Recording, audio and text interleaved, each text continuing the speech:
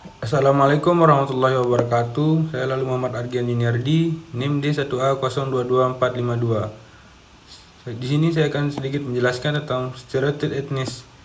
Stereotip etnis tentu sudah tidak asing lagi di telinga kita. Stereotip berasal dari kata bahasa Inggris yaitu stereotype, yang berarti pandangan atau kesan tertentu terhadap anggota suatu kelompok sosial secara luas.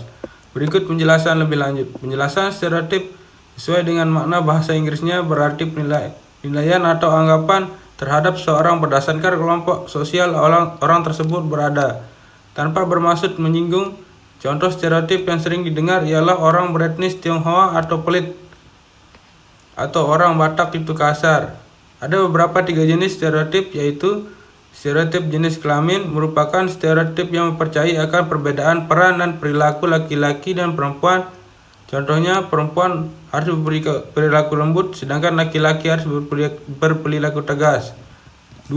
Stereotip pekerjaan merupakan stereotip yang menilai seorang berdasarkan pekerjaannya. Contoh, polisi lalu lintas yang sering distereotipkan dengan mudah disogok pakai uang. 3. Stereotip etnis merupakan jenis stereotip yang paling umum.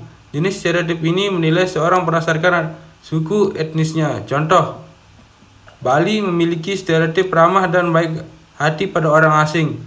Penilaian seorang atau anggota suatu etnis tertentu tidak dapat disamaratakan dengan suatu stereotip saja, karena setiap orang memiliki sikap, watak, dan latar belakang yang berbeda-beda. Perilaku negatif dari sebagian kecil anggota kelompok sosial tidak lantas membuat semua anggota kelompok sosial tersebut berperilaku demikian. Maka dari itu, jangan mudah percaya pada stereotip.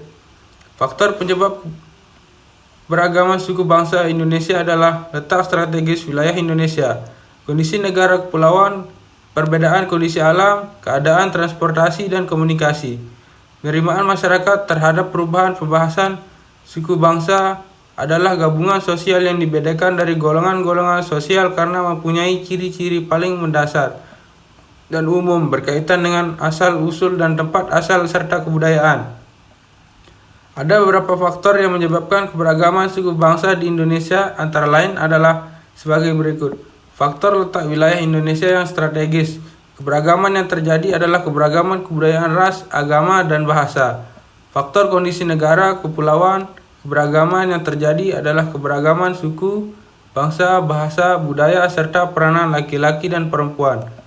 Faktor perbedaan kondisi alam.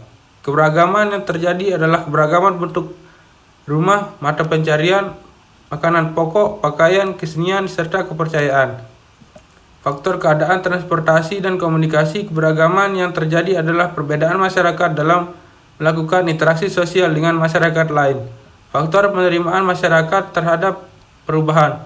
Keberagaman yang terjadi adalah perbedaan masyarakat yang mudah atau sulit dalam menerima orang asing atau budaya asing. Sekian, Assalamualaikum warahmatullahi wabarakatuh.